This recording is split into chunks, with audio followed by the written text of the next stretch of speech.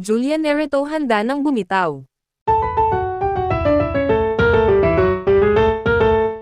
Sa gitna ng mahabang katahimikan na binuo ng paulit-ulit na tanong kung hanggang kailan niya kakayanin at kung talagang mananatili pa ba siyang kapit na kapit sa isang relasyong unti-unti nang nauupos na parang kandilang pinipilit pang sindihan sa kabila ng lakas ng hangin, tuluyan na ngang nagpasya si Julia Barreto na handa na niyang bitawan si Gerald Anderson, isang desisyong hindi niya basta-basta binitiwan kundi isang hakbang na ilang gabi niyang iniiyakan, ilang linggo niyang pinagtalunan sa kanyang sariling isip, at ilang beses niyang pinilit isiksik sa kanyang dibdib na baka nga pwede pa, baka may pag-asa pa, baka kaya pang buuin ang mga basag na pangakong ilang ulit ng sinubukang takpan ng matatamis na salita ngunit nauuwi rin sa mga gabing siya lamang ang lumalaban at kumakapit sa mga alaala ng lalaking minsan niyang pinaniwalaang siya na ang uuwian, sapagkat para kay Julia, mahirap aminin sa harap ng maraming mata at taingang walang sawa sa panghuhusga na kahit gaano mo kamahal ang isang tao. Darating ang araw na ikaw mismo ang bibitaw hindi dahil napagod ka sa pagmamahal kundi dahil napagod ka ng mahalin ang sarili mong laging nauubos,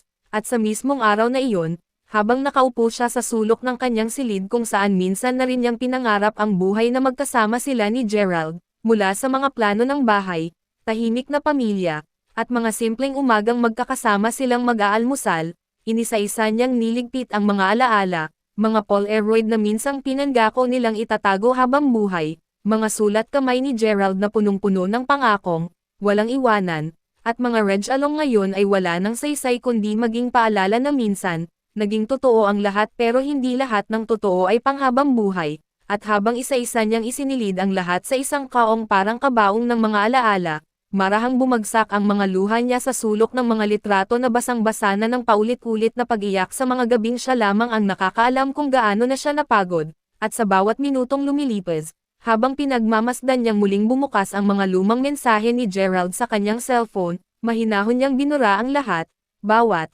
"I love you", na ngayon ay wala ng laman kundi mga letrang walang tibok, sapagkat para kay Julia, kung may natutunan siya sa lahat ng ito, iyon ay ang katotohanang may mga pagmamahal na hindi mo kailangang ipaglaban ng patayan kung ang kabayaran naman ay ang pagkapira-piraso ng sarili mong dangal at katahimikan, kaya ngayong gabi, sa gitna ng pagpatak ng ulan sa bintana na parang pakikisimpatya sa bigat ng desisyong matagal na niyang gustong gawin pero ngayoy kanya nang banibitawan, tahimik siyang huminga ng malalim, pinahid ang mga luha sa pisngi, at sa unang pagkakataon ay bumulong sa salamin ng, "Sapat ka na", sapagkat alam niyang sa oras na ito, handa na niyang bitawan ang lalaking minsan niyang minahal ng buo, minahal ng walang kondisyon, minahal kahit paulit-ulit na sinasabing mali, handa na siyang bumitaw kay Gerald Anderson hindi dahil hindi na siya marunong magmahal kundi dahil natutunan na rin niyang mahalin ang sarili niya ng higit sa kahit anong pangakong kayang bitawan ng iba.